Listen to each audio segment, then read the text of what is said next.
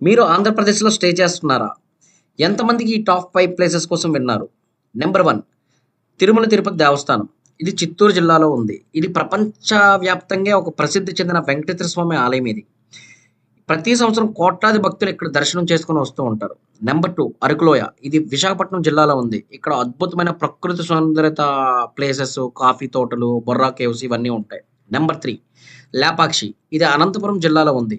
ఇక్కడ ఉన్న విరూపాక్ష ఆలయం ప్రపంచంలోనే ఒక అతిపెద్ద నంది విగ్రహంగా అందరి దృష్టిని ఆకర్షిస్తూ ఉంటది. నంబర్ 4 కొండవీటి కోట. ఇది గుంటూరు జిల్లాలో ఉంది. ఇది 13వ శతాబ్దానికి చెందిన కోట.